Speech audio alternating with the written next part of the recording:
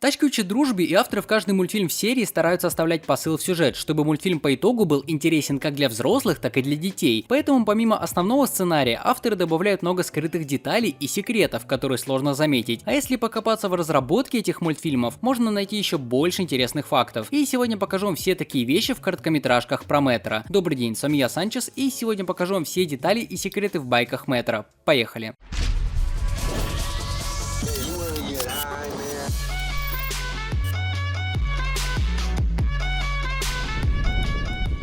Для начала хотел бы вам сказать, чтобы вы не забывали ставить лайки и писать комментарии. Ваша активность влияет на выход видео. Ваши лайки и комментарии помогают выходить видео в рекомендации, поэтому даже простой коммент на 5-7 слов может помочь ролику. Поэтому не забывайте об этом. Но не буду вас отвлекать, давайте начнем. Мне больше всего нравится искать детали во франшизе тачек, ибо за столько лет изучения анимационных фильмов Pixar я не видел ни одного мультфильма, к которому был бы настолько трепетный подход с любовью и душой. Конечно, многое сделано благодаря Джону Лассетеру, поэтому все сегодняшние детали и секреты во многом будут созданы благодаря этому таланту, ну и Pixar в целом. Поэтому давайте посмотрим, чем нас могут удивить Pixar.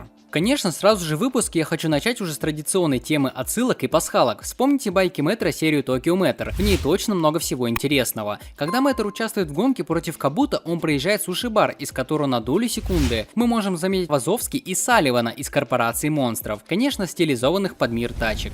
Вообще, кто не знает, вся эта серия делалась как раз под стиль третьего Форсажа, и как по мне получилось крайне похоже.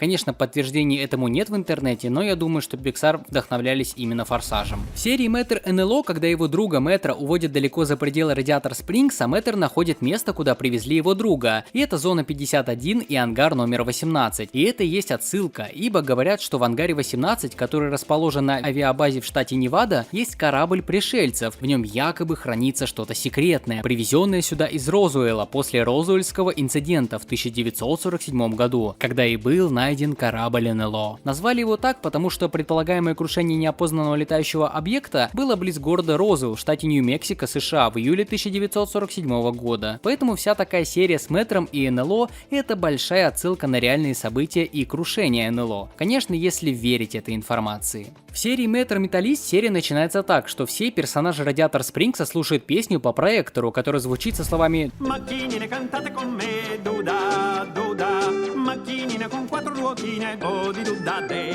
Это легендарная песня Америки. Ее исполнитель Стивен Фостер. Она была опубликована в 1950 году. У нее есть много каверов разных исполнений и так далее. Зачастую она включена в аудиокниги детских стихов. Ее даже использовали в разных мультфильмах и фильмах. К примеру, эта песня играла в Луни Тюнсе. Скорее всего, эта песня относится к лагерю американских рабочих, которые построили американскую железную дорогу в конце 19 века. Ну, был там городок-лагерь. Герою песни, похоже, нравится это, и он, похоже, выбрал правильную лошадь, на которую можно поставить свои деньги, о чем и поется в песне. Учитывая, насколько Джон Лассетер исторически подобрал интересные локации для создания Радиатор Спрингса, упустить такую историческую ценность он не мог, поэтому она была включена хотя бы в короткометражку. В серии Метр на Луне мы видим после полета на Луну, где он помог выбраться Импале-13 газету. Газета, в которой есть название серии, называется Эмервильская газета. Эмервилл — это город в Калифорнии, где находится штаб-квартира Pixar. Как вы помните, я вам рассказывал по предыдущим выпускам, что Pixar любит часто оставлять отсылки на свои студии. К примеру, в прошлый раз мы такую же отсылку находили в первых тачках. Там тогда около стадиона был их штаб.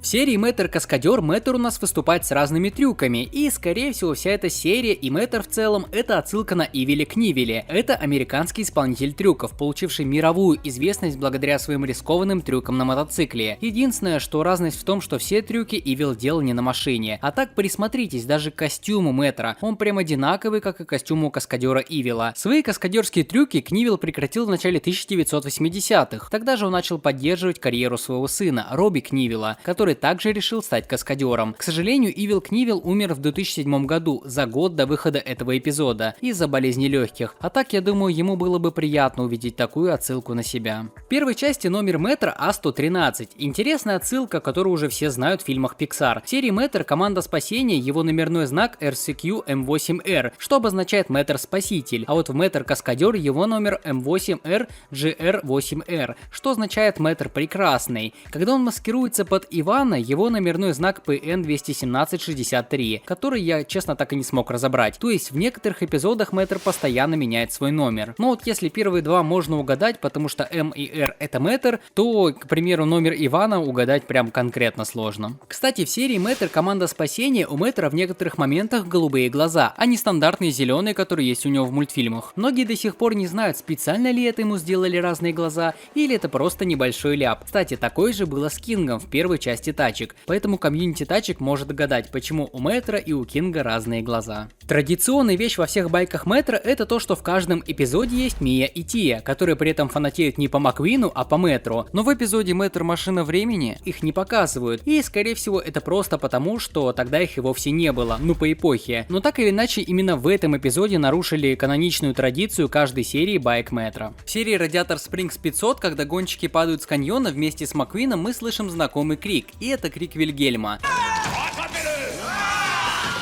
Это, наверное, самый популярный звуковой эффект в киноиндустрии. Изначально крик был записан в фильме «Далекие барабаны» 1951 года. Но потом его включили и в другой фильм 1953 года «Атака у реки Фезер». И там как раз один из индейцев стреляет в ногу с лука в ковбоя, которого звали Вильгельм, и он кричит. Постепенно этот звуковой эффект стал очень популярен и был и в «Звездных войнах», и в «Джеймс Бонде», и где его только не было. Он стал каноничной отсылкой, и поэтому в тачках такой крик также присутствует. Приятная, так скажем, традиция в киноиндустрии. Да, интересных деталей и фактов намного меньше в байк Мэтра, чем в трилогии тачек, но все-таки интересные вещи тоже присутствуют. Надеюсь, смог хоть какими-то секретами и деталями вас удивить. Если вам понравилось видео, то не забывайте ставить лайки и писать комментарии. Как я и говорил, 500 лайков, и новые видео будут ходить активнее. И также у меня есть два канала. На одном я выпускаю, так скажем, теории, всякие разборы на фильмы и сериалы, а на втором у нас выходит прохождение разных игр. Поэтому посмотрите, вдруг вам что-то понравится. Ну вот и все, с вами был Санчес, подписывайтесь на канал, вступайте в группу ВКонтакте и пока.